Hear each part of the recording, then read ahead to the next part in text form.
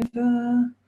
I don't have to worry about it. Hey, okay. So our live Q&A call for module 5.2, all things money. How exciting. Yeah, and we were just saying with Layla that it's really cool, right? Shifting so much stuff. Making tea and it's early. Yes, cool. Oh, it's super early for you, Jen. That's right, you can get your hair smooth and all of that before you turn on your video for us.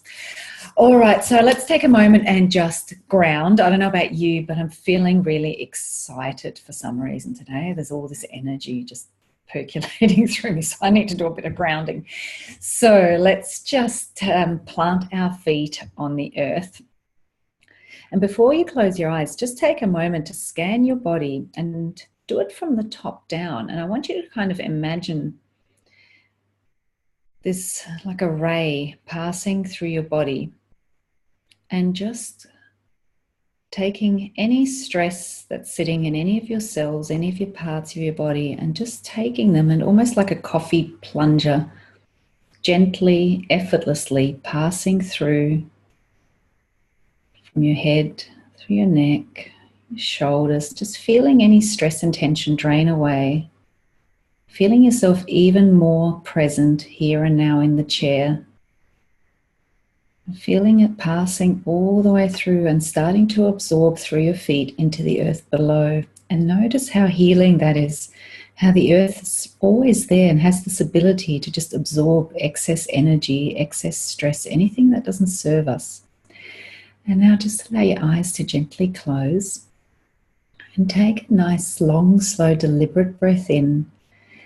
Feeling it, seeing it in your mind's eye coming up from that earth below, nourishing you, feeding you, seeing it like golden threads of light, twirling through your legs, passing up, rounding your knees, your hips, filling your torso from the belly up to the chest, broadening your shoulders, feeling the energy, the calming, soothing, perfectly balanced energy of that golden light as it passes down your arms, up your neck and throat, feeling yourself sitting a little taller, energized in a perfectly balanced way, feeling it, seeing it swirling all around your head, your skull, opening that lotus flower at the top of your head, passing out and merging with the entire universe.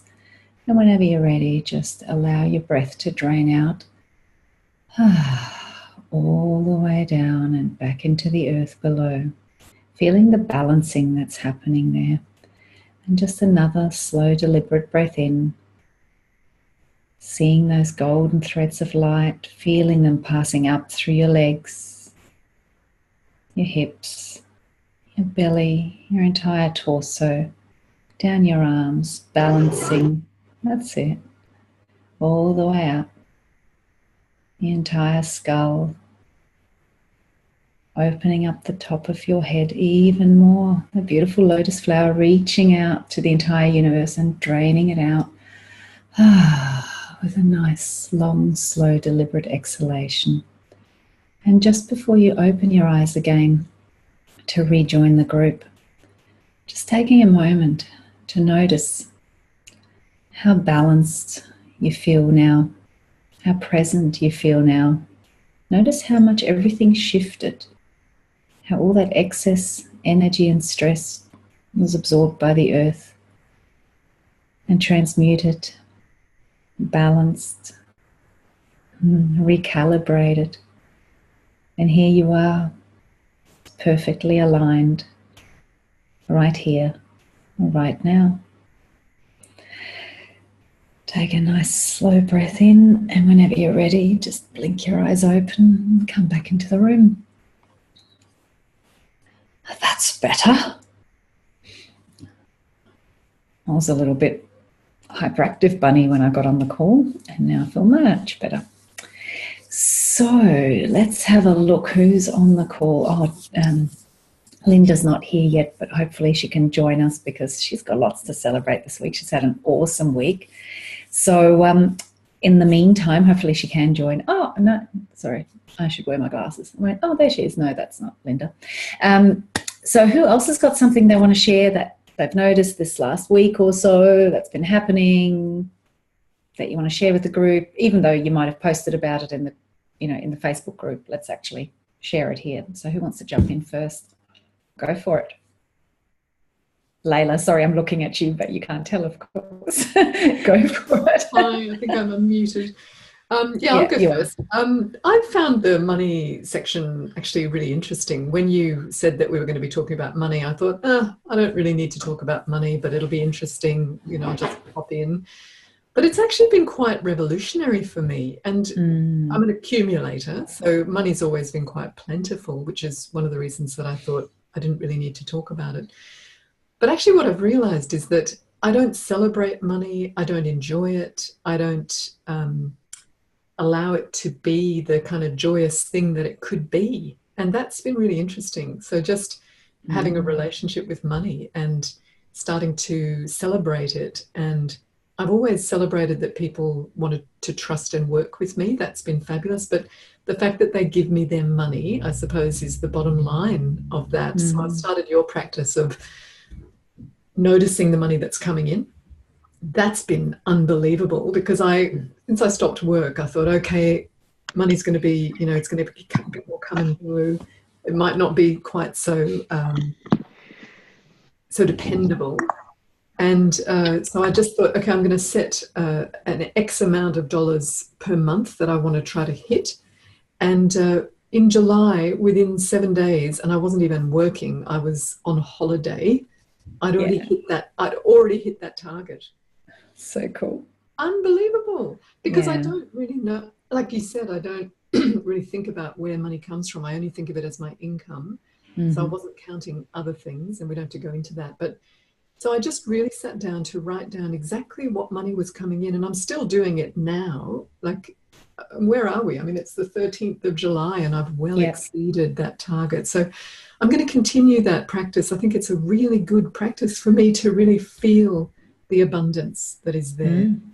And then this idea of actually allowing me to spend some money and enjoy it and have fun without feeling guilty. Because I think I've just always felt guilty about spending money on anything that was not absolutely essential. Like if it's clothes or school fees or university fees, that's great. I'm really happy to spend my money on that. But if it's just going to the movies or having coffee, I would have really held that very tightly. Now I've just gone, right, there's $150 a week. Here it is. We're going to go and have fun. So it's been quite big. So you've got your fun money allocated. That's really cool. I love that. Yeah. So that's all from me, but it's been very, very interesting to make that bring that a bit more into awareness. Well, that's huge. Like, that's not small stuff, and it's actually perfect for teaching and helping everybody else pick up on some little subtle things. So most people think, I just need to be an accumulator and then everything will be fine.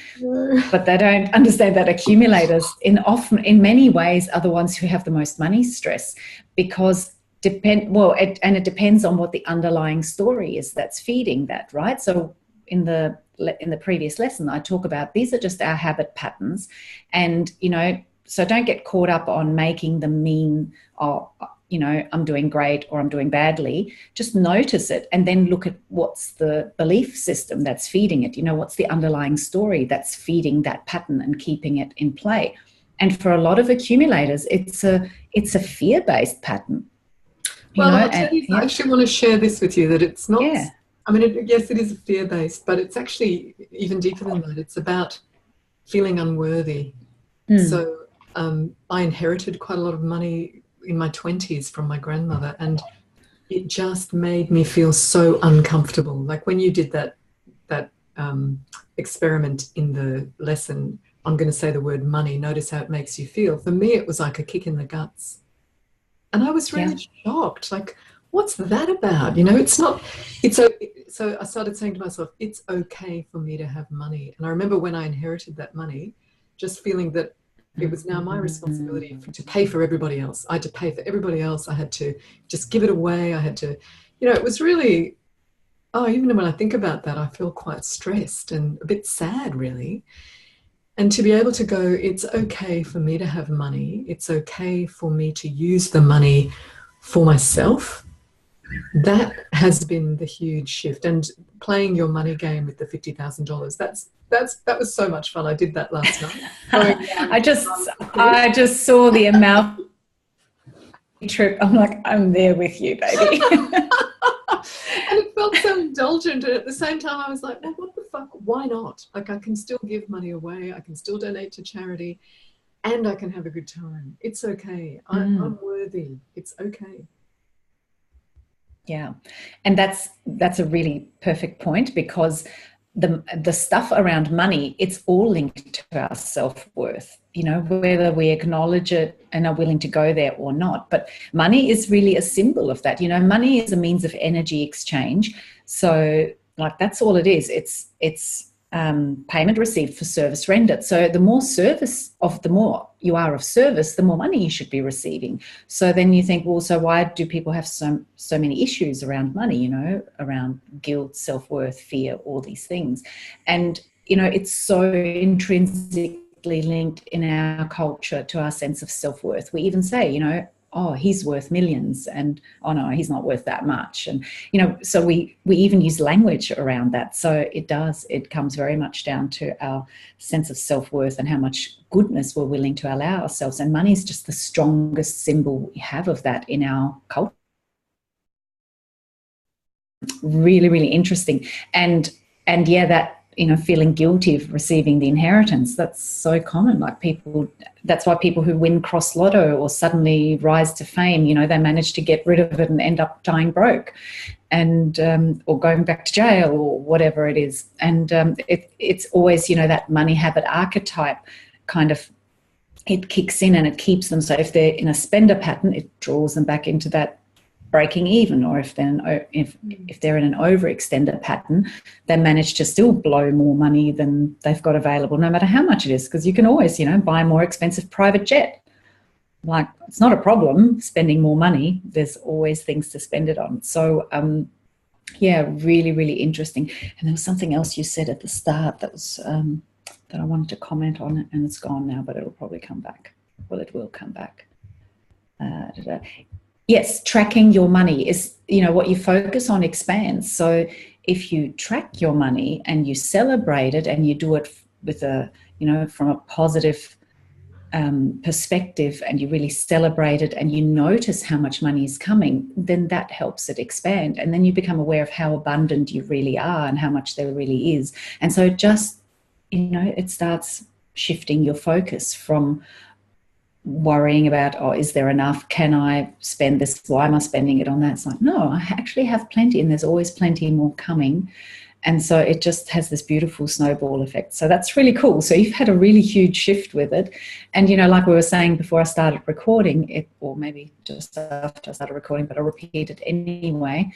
That's why I leave the money work and the effectiveness stuff, which we're doing next module, till the end. Because once you've got the vibrational stuff down pat and you're sort of permanently living in a higher vibrational state, it's so much easier. Like, this stuff's just like, you know, you notice and you clear it and you move on, and it's all beautiful. And that's how it should be, rather than, oh my God, I've got to deal with my money stuff now and it's going to be harrowing. That only happens if you're in a lower vibrational state. But we've all raised our vibration and we're all operating at a whole new level. So it's like, oh, okay, just noticing, just clearing some stuff. And I noticed I had absolutely no energy to write down my old money story. That's so good. I just couldn't go there. I was like, okay, so there it is. And I know about that. And I've done an awful lot of therapy as well. But I just thought, yeah, it's just a story. And I believed it for such a long time, and I don't need to reiterate it here. Like, perfect. What I'm really wanting to give energy to is the new and the way that I want to engage with it from now on. Perfect. And that's really, really important, right? Because you don't want to, and that's why my instructions were really clear, like one sentence, keep it short, and it's just acknowledging it. And it's really interesting that when I do it, like in the Magnetic Money program, everybody wants to tell their old story and really dive into it and explain it and, you know, give all the background and all. And I'm going, people, did anybody listen to the instructions? So it always takes a lot of effort on my part to really get that through to people. We're not here to focus on the old, because what did I just teach you in the previous module? If that's where your focus is, if that's where your energy goes, that's where you're going to keep creating more of. So it's like, that's old stuff. You created that in the past. That's why it's here in front of you. What do you want to create next? And I do think I want to say something about that because what I do, so I work in therapy with people who are often in crisis, right? And they want to tell those stories. And, Gestalt is a great modality because it's all about really making contact with the story. Because I think there's no point telling a story that has absolutely no emotional tone. It's only through telling it and making contact with it that you can then move through and allow it. And I think sometimes those stories do need to be honoured. There's no doubt about that. But then we need to get beyond that and into the next creation. Yeah. And it's a bit like, when we did the flipping the vibration process, and it was like, okay, we're going to give it a bit of oomph because we want to use the momentum to create the turn. But we're not going to go down there and let it suck us in deeper and deeper and deeper. We're using it as a bouncing off place. So yeah, and that's a really important distinction, and that's where all the power is, because it's all about how you feel. So if you want to keep feeling like a victim, you're going to keep perpetuating situations like that, whether it's on the physical level, on the financial level, or on in whatever other area of life. How you feel is everything. So you need to just always mind how much of it you're willing to give to the things you no longer want in your life. That's it. Very cool. Thank you, Layla. That was awesome. All right. Does anybody else want to jump in? Yay. Because I like it when we cover the lesson like this anyway. It's much more... Ew. Me. It goes deeper. Hey, Sammy. How you doing? Good. Good. How's the snow? Yeah, so it was great. I love it. The snow was good. So the money come up a lot of little gremlins for me. Mm-hmm. And then I have to step back and wait a little bit to work on again, I had my old story, the death of my dad was old story. And I'm trying to I healed, and I'm writing my new story, right? The spending exercise was really interesting for me because I start to dig in and, I start to learn things that I even didn't know. So it was quite interesting for me. And I always been kind of accumulator as well, but not because I want to accumulate. Accumulator is spender. I want to accumulate because I want to spend. I want to not feel tight when I want to buy something, right? So you always feel like you need to have a bit of extra money so that when you do want to spend money, you don't feel like you're over. Yes, it's like you're an accumulator. That's an accumulator. I don't want to feel tight, like. Yep. I just want, I don't want to hear that I cannot do something because of money. Right? And the energy I wanted to work on, it's because with my husband, his family is accumulator, but in the very lucky mentality. Mommy, Hi, Lucas. I want to watch Okay, you can go. I don't know how. Okay, in a very I go there. In a very lack mentality. So how can I deal with that? Because my husband is like, oh, I'm gonna cut my son's hair. Oh, go to that place because it's cheaper. And this is still trigger me. Yep. You know, because I'm trying to raise my vibration and do all my work, but has something push me down over here. So how do I deal with that? Because my mind, I have practiced for many years, you know, to, you know, people think I'm crazy, but I think over there, you know, I think it's not my reality here, and I think over there, and I already had, you know, proof of things that I thought and actually happen. Yep, cool. So here's what I would say to that. And how do I maintain my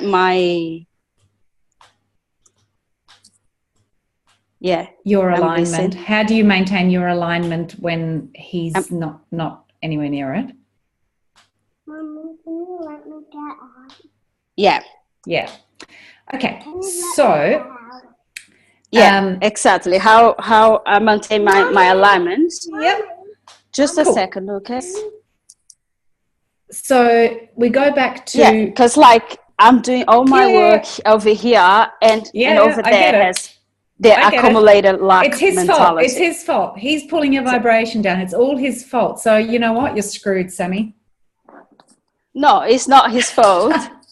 But I needed to learn more tactics. So I'm being a little bit cheeky, but the point I'm making is that if you're going to look at his vibration and let it be your excuse for being pulled off track, then you're screwed, right? So just like we talked about, I don't know, back in module 2 or whatever, how do I maintain my high vibration when my partner or my family or my mother or whoever isn't on the same wavelength, and you know they drag me down, they push my buttons? You can't change their vibration. All you can work on is maintaining and stabilizing yours. Remember the merry-go-round? Hey, Jen, looking good. Remember the merry-go-round analogy? You want to get stability and you're on your merry-go-round, right? If you try to get on his or reach out and try to stabilize his, you're not going to be able to do it. You're just going to get knocked off. Do you need a minute? Yeah, so yes. Do you need a minute? Please. Yeah, okay. I'll come back to you in a sec. All right. Okay. Just unmute yourself when you're ready and jump back in. I'm still going to keep talking about this though, so because it's really important for everybody else. So again, you cannot vibrate for somebody else. You cannot change their vibration. You can only maintain your own, right? So if somebody else's negative vibration or lack of alignment, however you want to look at it, if it's bothering you, then again, that's a reflection of your own vibrational alignment.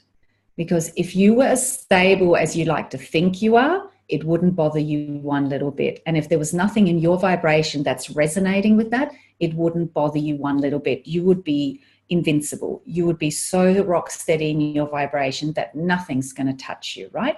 And Sammy, I'm going to unmute you again. Are you all right to talk again? Yeah. So what you said at the very beginning when we started talking is you said, this money stuff, I kind of have to come at it, and then sometimes I have to back away again a little bit and come at it again when I'm ready and when I've restabilized myself. So right there is, you're actually acknowledging that my vibration when it comes to money isn't that stable.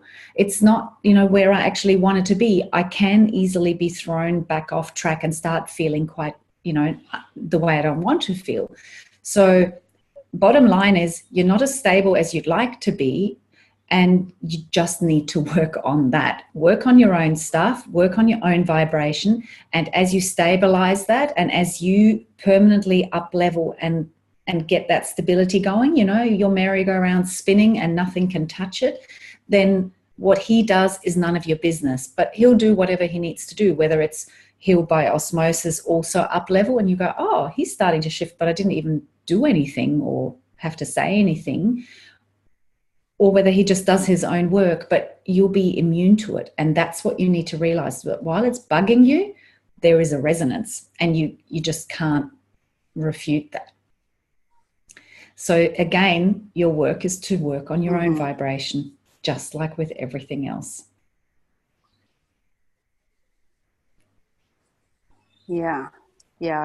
Gonna work on my own vibration. And so I just say in my mind, like when I say, don't go to that cheap place, go to that cheap place there because it's cheap. And I just say in my mind, like I'm rich, something like that. Yeah, well, you know what? If he's spending less money, great. More money for you to spend on other stuff. More money for you to save for your next trip to South America or wherever you want to go. Why is it a problem? Do you know what I mean? So you can't use him as your excuse to feel bad, because it's your job to stay in vibrational alignment, which means it's your job to stay in as good feeling place as you possibly can. That's it. That is your work. And if you start using him as your excuse not to be there, then you've given away all your power. Yeah, money is interesting, isn't it? Because we've been doing this work and we've talked about this stuff. Yeah, because I'm doing, and it's, I got some magazines, and he said, I didn't know you are interested in sailing. I said, yeah, I just wanna have a look. Yeah. So why is it a problem? So remember, if you didn't have a problem with it, you wouldn't have a problem with it. So it's really interesting because we've been doing this work for months now, right? You're welcome. Sorry, darling. But it's a great example, right? Because we've been doing this work together for months now, and we've been talking general. And then when it comes to this topic of money that is so loaded and has so many implications for us and is such a big part of our lives, it's suddenly like we're starting from scratch in some ways, or we just so easily forget, right? We forget all the work we've been doing when it comes to the topic of money. And that is why I leave this module towards the end, because you guys get this, you've been doing it, and we could just completely ignore the subject of money, but money has its own specific kind of vibration within each of us. When you get to the topic of money, you've got a vibrational set point. Like, we have like a general vibrational state that we live in, but when it comes to certain topics of our lives, we've trained ourselves that this is my kind of normal vibration around this topic. So certain topics you'll vibrate differently around, and the topic of money is huge and it's important. So it's really important now that you've got your head around all of this and you're really good at noticing and you've got the tools and you've been practicing them, that now you can look at something like money and go, because remember the very first part of that lesson was money is just energy like everything else. So why do we make it different? Why is it that when it comes to the topic of money, all this stuff comes up? Because we have a specific vibration around money and we have specific stories that we tell around our money. Interesting that we use the word just to look at our activities. Yeah, I love it when people say just. I always have this discussion with my husband about how much he's on.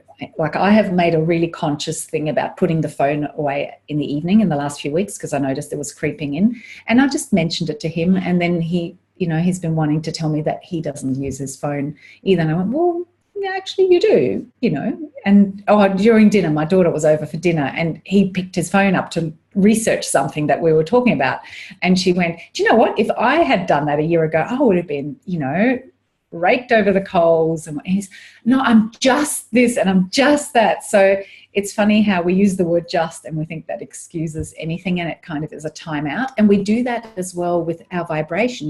We go, let me just tell you why I've got money hang-ups, or let me just tell you, my old money story again, or my old story about any topic for that matter. But we use the word just and we think it's like a vibrational timeout, and it ain't.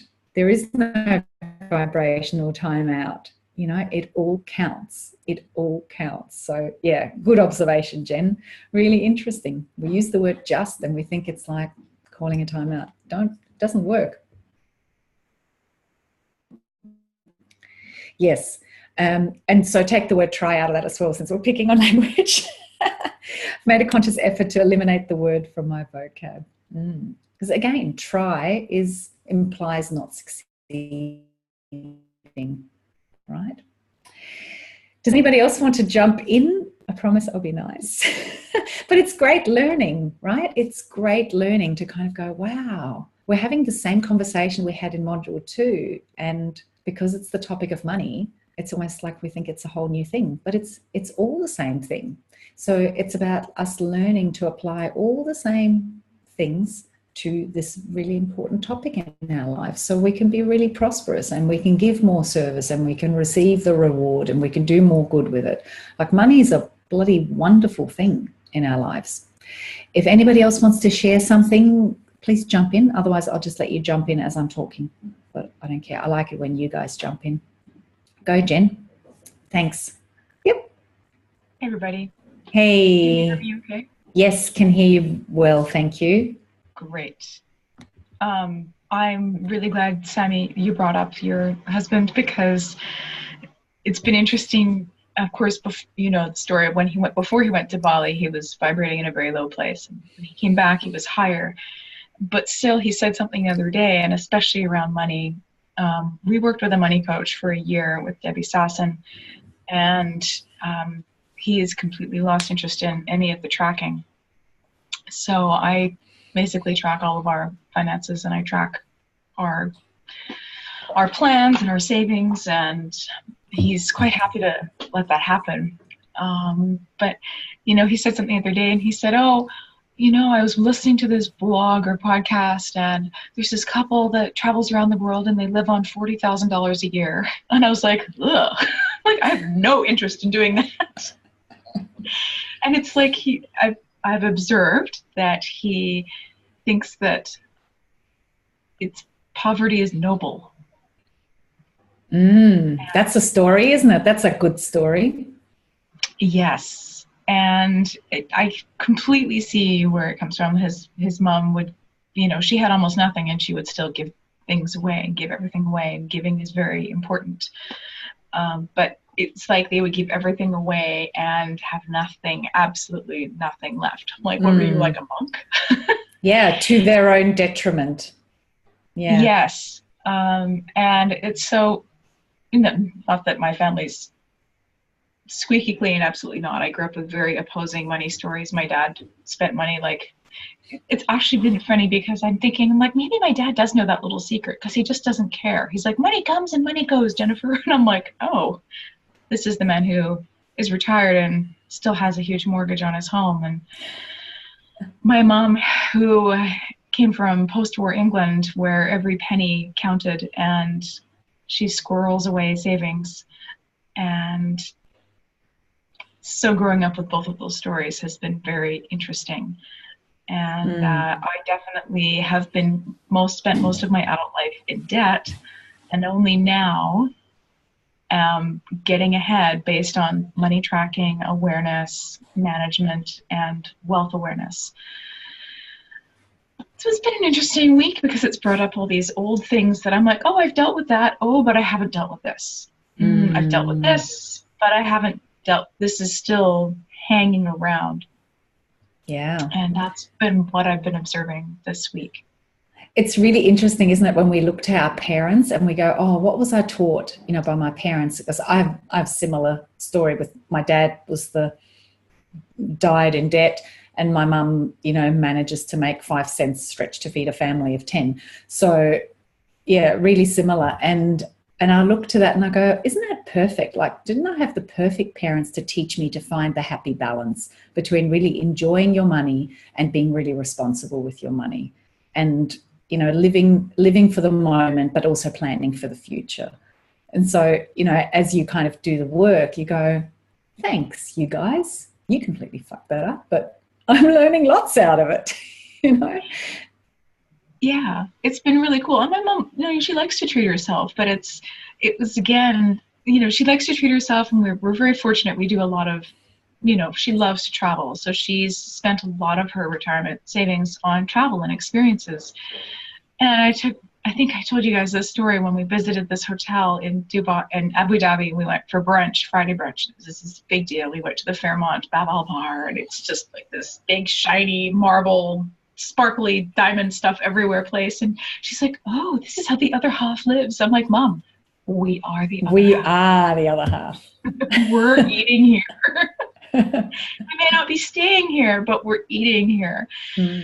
And just, becoming really aware now that I've done this huge journey over the past few years away from my family and preparing mentally to be going back and recognizing how much things have changed for me. And it's great. It's wonderful. But yeah, I agree with you, Miriam. What a lovely way to look at it, with having the perfect parents to teach you balance.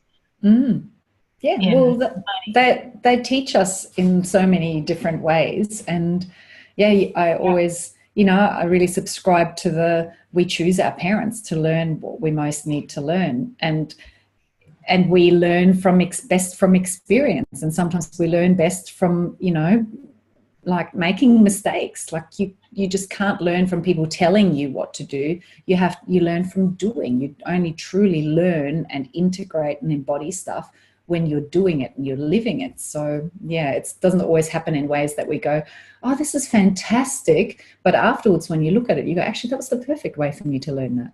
How else could I have learned that? Yeah. That's really cool. And, it's great that you've got this little bit of breathing time before you go back home, because you want to really spend it to unravel all your own stuff, do this work, dig deeper and clear it. Clear it and really get stable, so that when you go back home, like, your vibration is so stable that, first of all, they won't even meet with you when they're nowhere in the vicinity. When you do get together, it'll be them on their best day, because that's the closest match there is to you. And if they're doing their own whatever thing, it's not going to faze you. And then you can just go, oh, I've got to go. Is that the time already? I'll see you next week. And it just won't push your buttons. The first 3 months I'm living with my mom, so it won't be, I'll see you next week. It'll be like, I'm taking the dogs for a walk. Yes, exactly. Lots of dog walking, lots of washing your hair, lots of, I've got to work some more. I'm a workaholic. Yeah. All of that. Yeah, you do all of that. That's cool. That's good. Excellent. And there's always more, I don't know. There is just always more. There's always another layer, But we gain stability and awareness. And that's really the work we're doing here. It's all about self-awareness. It's all about noticing your vibration. And it's about making that moment by moment choice. I choose to feel good, because when I feel good, I'm in alignment with the highest part of me. And that's when good things will happen for me. And so it's nothing but the self-awareness and the determination to focus on the things that help you feel good. Because when you feel good, you also then think in alignment, you act in alignment, everything flows from there. You can't just think your way out of stuff. You have to feel your way out of things, And so that's why we use all these really simple tools: start high, stay high, so on. But, the topic of money, it has its own vibration. And for some people, they might find that they have, if health has been an ongoing thing in your life, then you have a specific vibration. And when I say the word health, just like I said the word money in the lesson, you get triggered, and that shows you where your vibration's at, what your current set point is. So, so Layla already shared that she felt like she got kicked in the guts. Does anybody else remember kind of what came up for them when they heard me say the word money? Just unmute yourselves if you want to share, because that's always really interesting. And it's just an observation, right? It's just like, I call it like taking your vibrational temperature. Oh, where am I at right now? So that you know. Does anybody else remember? I felt anxiety. Anxiety. Did you have any words come up, Jen? No, just anxiety. I just felt the pit of the stomach. Yeah. Stuff. Yeah, it's interesting, isn't it? Yeah. Even though you knew the lesson was about money, it still created that. Yeah. So that's resonance, right? But I haven't dealt with that. I've dealt with this, but I haven't dealt with that. Or, interesting. Yeah. Cool. What about you, Sammy? Want more? The first one, I want more. Okay.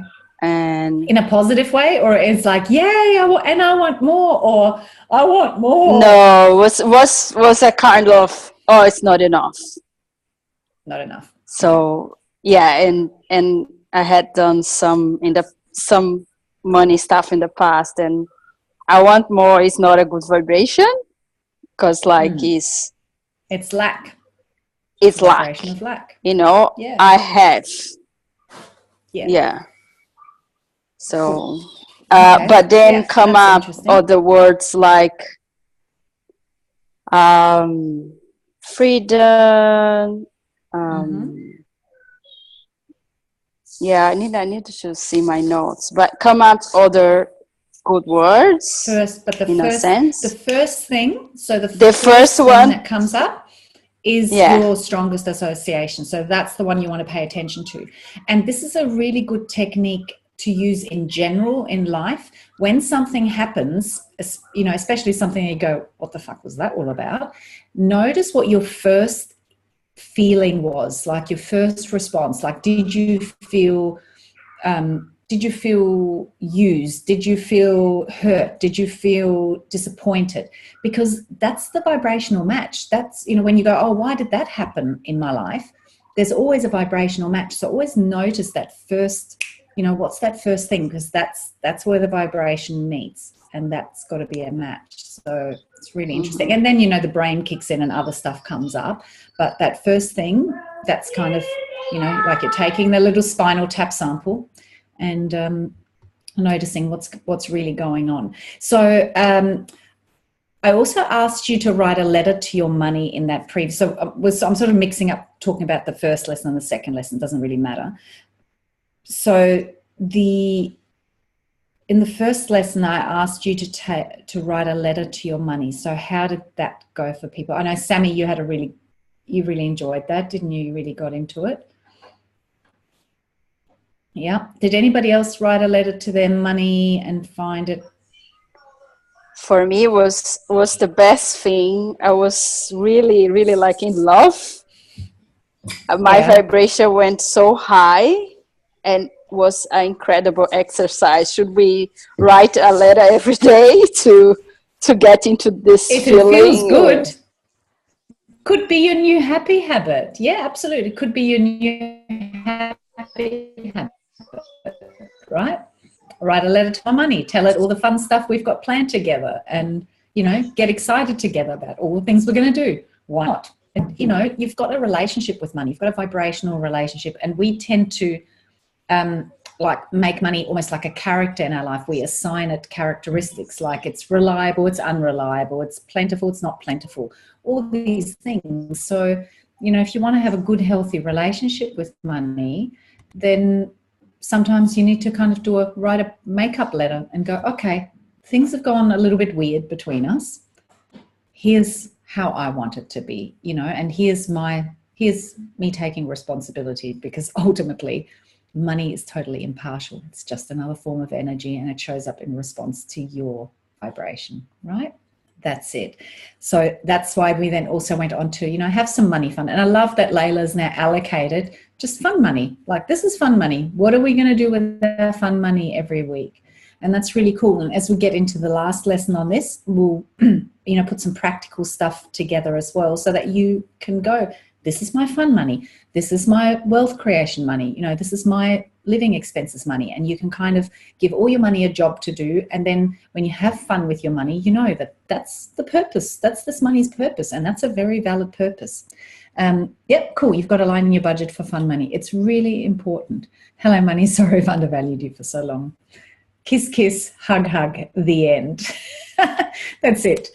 That's it. You don't have to write like War and Peace. You can keep it really short. What I want you to do is really connect with the energy. That's the important thing, right? That's the important thing. And can I say one more interesting thing that in my love letter, actually we make peace, you know, we make peace between time and money and us, you know, like, nice. I said sorry to him if I thought if I had more of him, I'm going to have less time. Yeah. You know? and we can all be together, you know, more money and more time, and work with groups. That it's my aim for this year. So we can all be together at the same time. All have fun together. More money, more time, and more of you. I like it. I like it. So we're also doing the Millionaire Money Game, and I want you to really pay attention. Like, you're all having a blast with it, mostly. I've noticed some people are taking their time. You know, Lika had a really interesting experience where she was kind of noticing that she was finding herself wanting to be really responsible with the money. So a lot of stuff goes on in that game. And I want you to really notice, you know, just notice stuff and go, oh, that's interesting. What's all that about? You know, notice whether you're more than happy to just jump in, you know, play it. Like the first check when Linda got it, and most of you hadn't listened to the lesson yet, and that was kind of the point, to kind of just get this money without necessarily realizing that there's going to be another one and another one and another one. And then Linda was like, oh, no, I think I'm going to change my mind. I really need some stuff. And, you know, my comment was, who says this is the end of it? You know, both on the game front and in life. You know, so it's really interesting how we approach it and what we make it mean, and all the little things that go on in our minds while we're doing it. And as we keep going with the game, you're probably going to notice that you get to a point where you go, I don't know what to spend this on. Like you hit an upper limit. And that's really interesting. And so just keep noticing what's going on. So has anybody noticed some sort of weird stuff? I did. You know, you're frozen. Can I speak? You've been quiet. Okay, I'm going to speak. Okay. So I noticed, because like I went to Thailand for a holiday with my son during the school holidays. Then I went to Spain. I went to the most expensive restaurant, and I have, you know, a very interesting experience of there. And then I was to Madrid, and then I was kind of feeling, I feel tired of traveling, you know, like I don't need clothes. I'm fine with clothes. And I said, okay, what am I gonna do now? You know, because I'm not about stuff. I'm more about experience. I like experience. And then I said, okay, maybe I should buy something, a land. And then I start to research and then, you know, discover new things. And maybe I could buy something overseas. Maybe in Bali. And it was interesting because then I was expanding my vision and experience about things. But I noticed that I had this upper limit. Okay, I already did a lot of things, and, you know, I went to the most luxurious hotel and most expensive restaurant, and I travel a lot. Okay, what should I do now? Yeah, it's interesting, isn't it? You go, what else? What else? Yeah. Yeah. Yeah, what else? Yeah. So, and that was how much? That was $50,000. Yeah. Yeah. It was $50,000. And then I was also, should I go business class? Yeah. And then I went all the way through. Business class, 5-star hotel, 5-star restaurant, 5-star trip, everything 5-star. And then, okay, what should I do now? Okay, let's buy houses. You know? Yeah. And it's interesting, isn't it? Because when you correlate that, like when you hit these funny upper limits, and then you correlate that to maybe some of your income goals that you've set, you'll often find that there's a discrepancy. Like you've set this income goal here, and then when I say, okay, well, let's start spending some money that matches this kind of regular income, you go, but I don't really, I've got nothing. You know, I got nothing. And then it's like, well, what do you need the money for? And so why is there actually, you know, how can there possibly be that forward motion and that desire towards it if you're not, if, you know, like we say, you have to evolve and become that person who lives at that level, who is at that level. And so this really shows you that, yeah, maybe I've set an income goal that's up here, but right now I'm being asked to spend, you know, money that's maybe not even close to that income goal. And I just can't be that person. Like, I'm struggling. So it's about expanding your comfort zone. And like you say, you know, opening up more ideas, more possibilities, and going, yeah, maybe I'll buy a house in Bali. Oh, maybe I'll buy a block of land in the country. Oh, maybe, you know, I'll buy a house in Nimbin and live next to Sharon and Stanford, which is, I'd love to have a house up there. That'd be really cool. And, you know, you start expanding. So keep playing the game and keep noticing what's going on. It's really interesting stuff.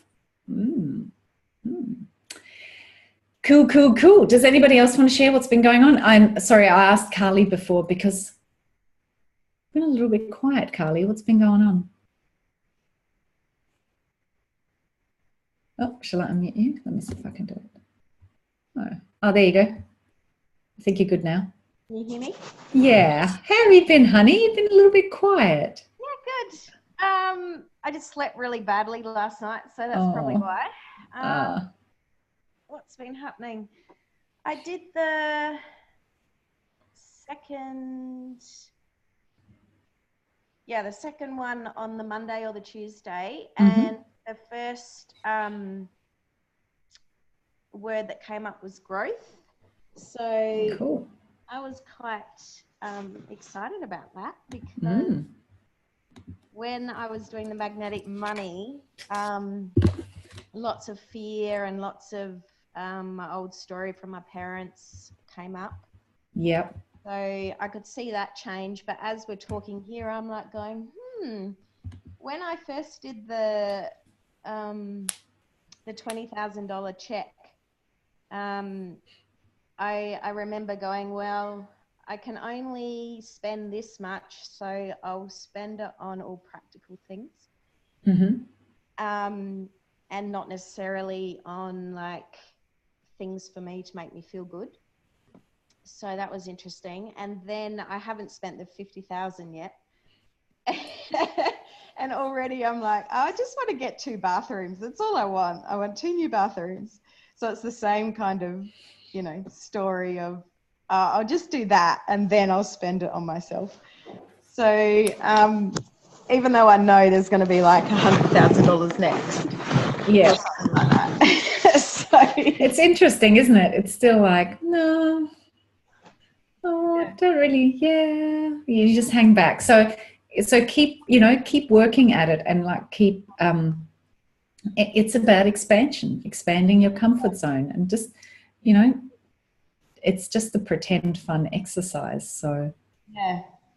But it makes, it is, absolutely, but it makes you just go, oh, but no. Yeah, like, no. It's amazing, right? Yeah. It's just pretend, but still we take it very seriously and we really weigh it all up. And so it's really, really interesting to see what comes up and what you notice. And I did notice I had a family dinner with my grandparents and my whole family on Monday, and my grandpa was talking because my sister's in Kangaroo Island at the moment, and my grandpa goes, oh, you're not staying at that really fancy hotel, are you? You know, the one I'm talking about? Yeah, the 5-star. The 5-star one, $1,000 a night or whatever it is. Yeah. And are you? He goes, you're not staying there, are you, to my sister? That's $1,000 a night, like this. And I turned around and I said to him, well, one day, why not? And he looked at me. So, you know, that's my aim one day. I'd love to stay there. So, yeah. Well, you got 50 grand to spend. I know. I don't have to go on there. So it's, you know, so dig into that. Like, why am I afraid to, or why am I hesitating spending this money? You know, what am I afraid of? Like, what could happen if I spend it? What if I do spend it on the wrong thing? Then what? You know, what am I making it mean? Like, spend some time digging into this. So it's a good game. It's a good game, and it goes really well with, you know, with the money module. So I was like, yeah, you guys can handle it. Go, Jen. Something I've noticed since I first played the Millionaire Money game 3 years ago, which I brought to my family's table visiting my aunt and uncle. And I told them I was playing this game to change some money habits. And so I said, okay, you got $60,000, no strings attached. And of course they tried to find the strings attached. And I said, no, you have $60,000. You can do whatever you want with it, but you can't pay off debt. It's the only thing you can't do. And they were like, oh, they were speechless. They didn't know how to spend it. And they're like, well, you thought about it? And I said, yeah, I know exactly how I'm going to spend this, and this. But now I'm playing it and I've done all this money work. You know, the whole buying of the stocks and bonds and investing for the future part, I would not have done 2 years ago. And now, since I have worked with Debbie Sasson and with a few others on money, basically Debbie says that, you know, taking care of your money is a divine act of self-care.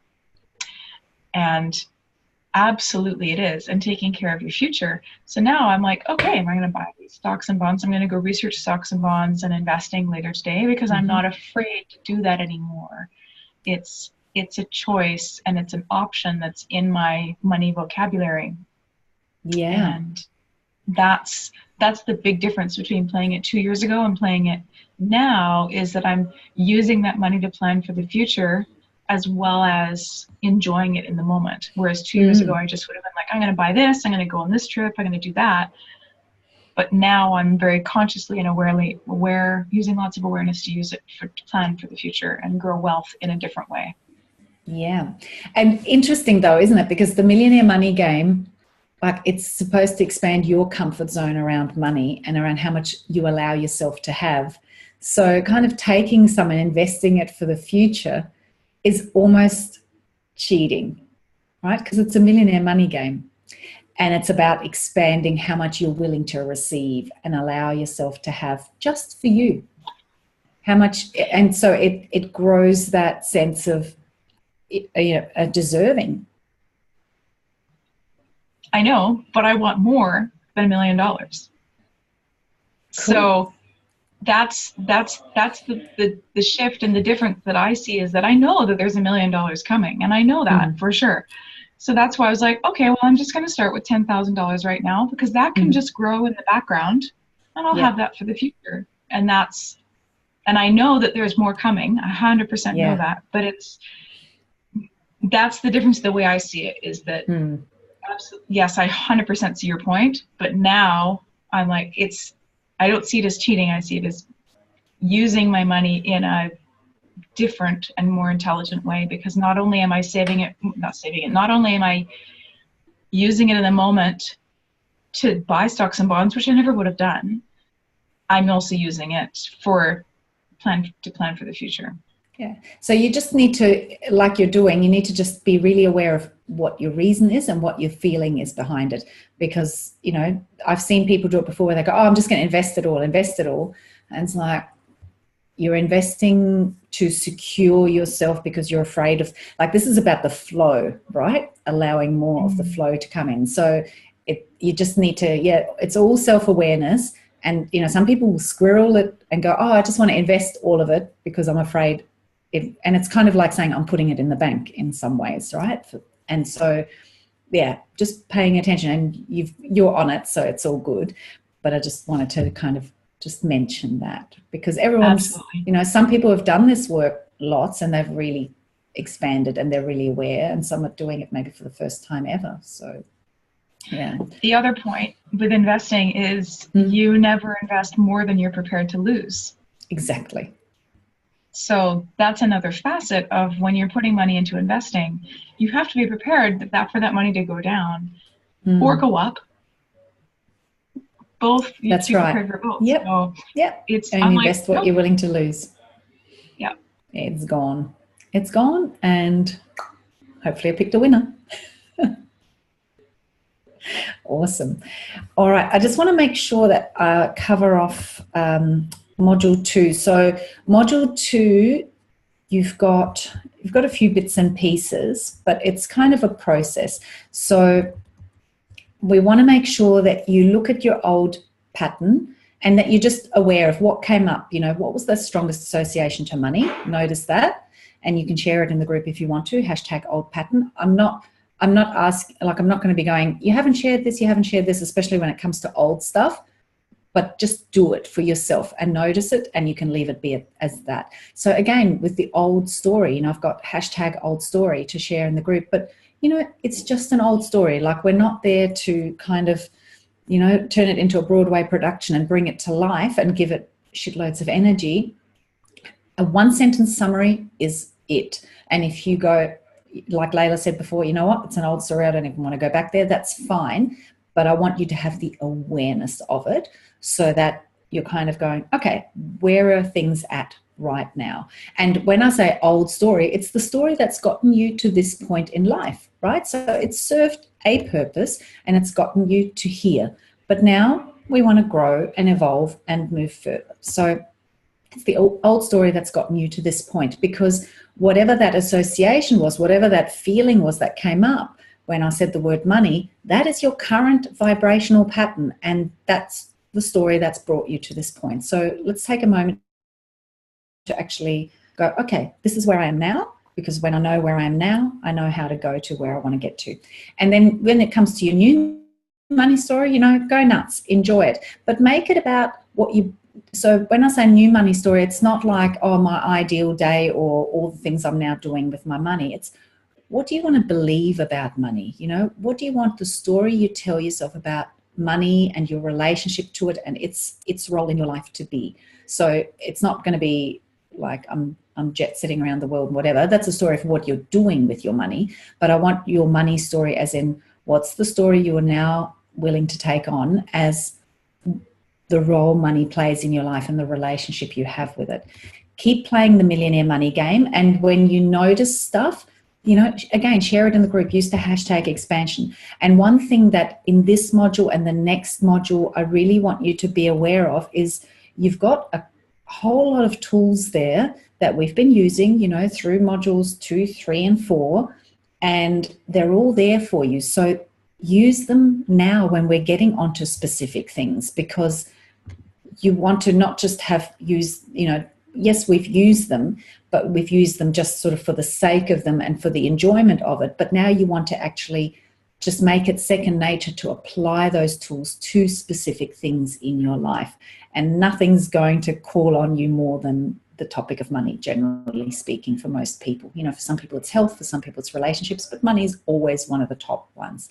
So use your tools and work with your buddy as well. You know, keep an eye on your buddy and help them with the, you know, doing the work around the expansion. Help them do, you know, I also said, show us a picture of you having fun with your money. So when you take your money out for a money date, post an abundance selfie, you know. And so if you've got trouble thinking of fun things to do with your money, help your buddy with that. And just really keep an eye on each other and help support each other with, if you see that they've got stuff coming up, like if they go, I'm noticing this, I'm noticing that, and they're noticing blocks or, you know, old vibrations or old stories, make sure that we're also talking about, okay, this is how we're going to move forward. This is how we're going to create the new. This is the way I'm going to do it. I'm going to use certain processes, or I'm just going to high vibe my way through it and just make sure I'm really committed to start high, stay high, and doing my morning routine. So, you know, keep an eye on each other and make sure that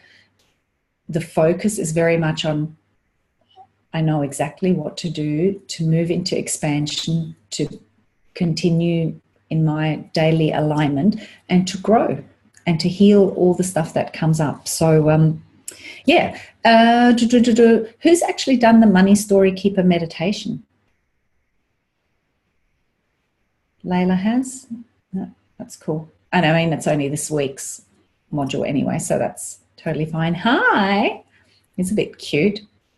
Yeah. So let us know, you know, let us know how you go. It's a pretty powerful meditation. So take your time with it, and then, you know, sit down, write your new story. And don't forget that after you write the new money story and you share it, you also take some sort of action that's in alignment with that. Because remember that action is faith in motion, right? So you've got to then actually walk the talk and get into it and do it and demonstrate that this is this is where you're now going to be. And remember the little trick, and it's one of the tools that I've given you along the way. If it feels like a bit of a stretch and you can feel like that there's a gap in the alignment and you feel like you're sort of forcing it, tell transition stories. I'm becoming more comfortable with, use that transitional language and use that to help you bridge the vibrational gap if you're finding that it's too much of a push. So if it's feeling all fantastic, joyful, exciting, I'm just loving it, awesome, you're there. If it feels like, oh, I'm having to force it and there's part of me going, oh God, I'm just kind of pretending or really pushing myself, then use transitional language to get there. You just want to keep moving forward. And if you need to break it down into little steps, that's cool. That's totally cool, because if you just keep moving forward, the momentum will kick in. Remember that. Okay, so that is pretty much the wrap up of lesson 5.2, and we've covered everything I wanted to cover in just the perfect order as it came up through the discussion, which is how I love these calls to go. Does anybody have any final questions for me, or any last comments or anything at all? Unmute yourself and jump in if you want to. No?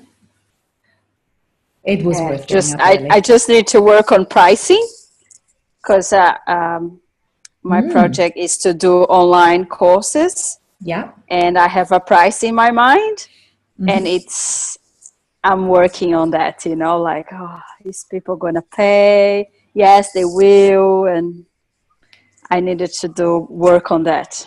Yeah. So with pricing, two things. Number one is look at the benefit they're getting, and don't price it on your time or your hours or what. I mean, you kind of need to look at that as well, but really look at what's the value of the benefit, and sometimes it's actually really hard to put a price on that. But if they get a certain outcome, like if they increase their income by 10% or whatever it is, what's that worth?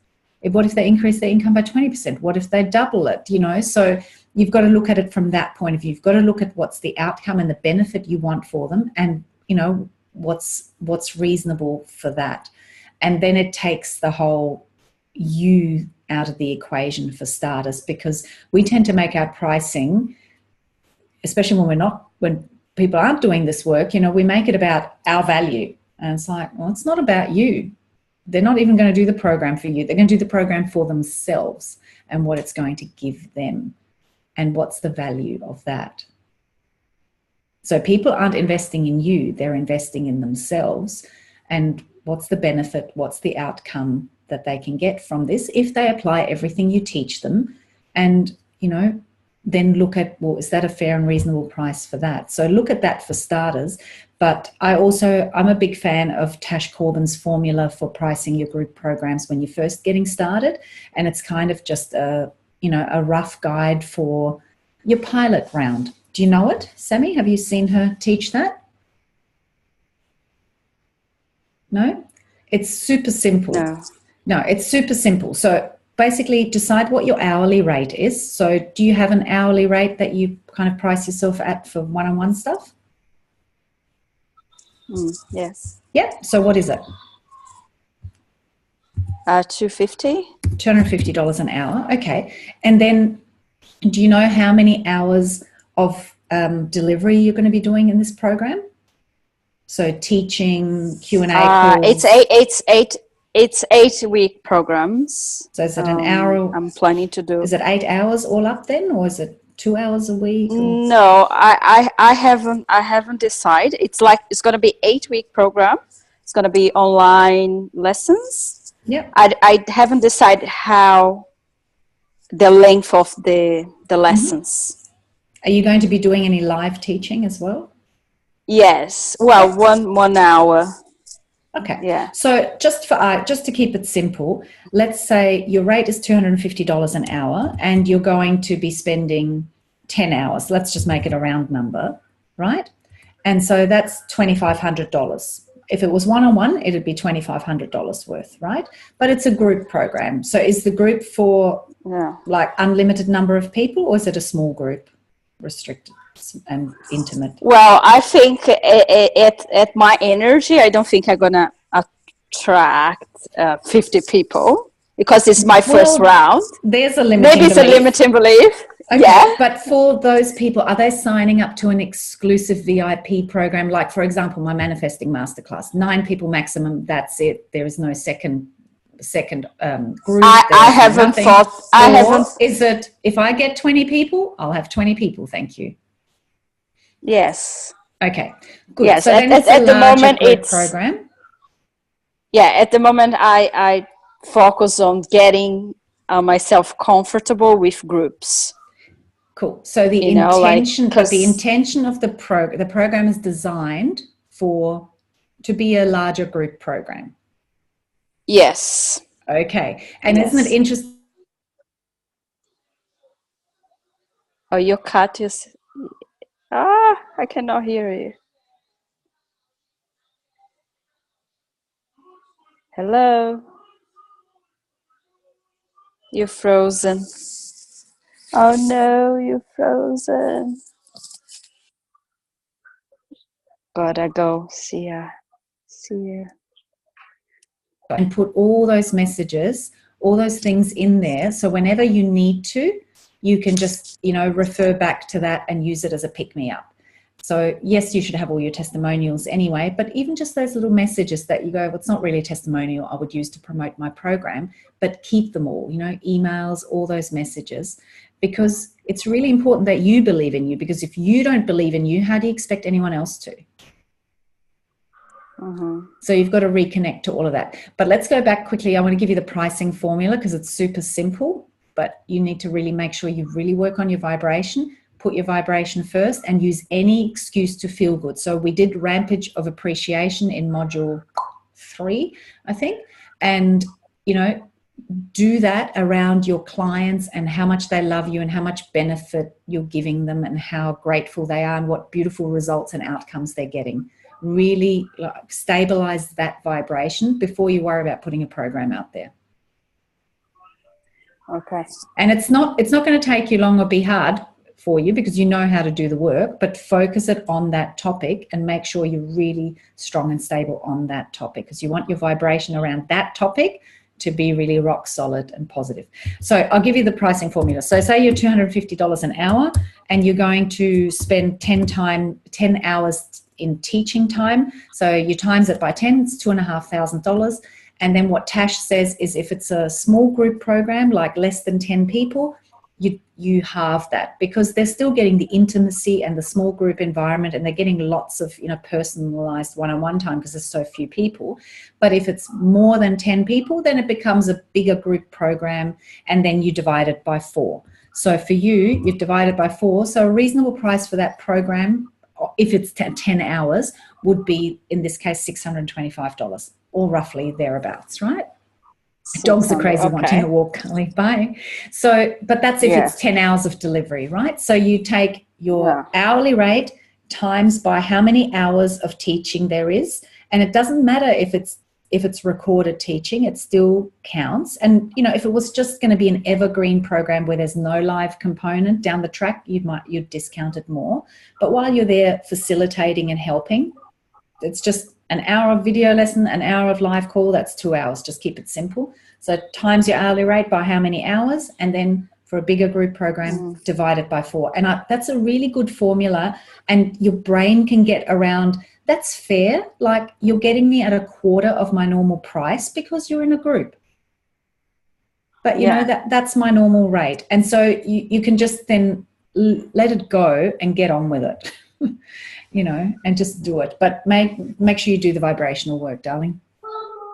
Yeah, I need to do it. Because I asked you a simple question around how many people is this program for? And you're like, oh, well, I don't know whether people would even bother signing up with me. It's like, what?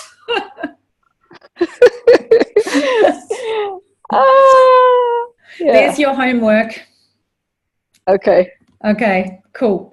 Thank you, lovely ladies. Goodbye to everybody who had to go. I saw your messages in the chat box. Thank you, Jen, for getting up early. I love it when you can join us on our call. Mwah.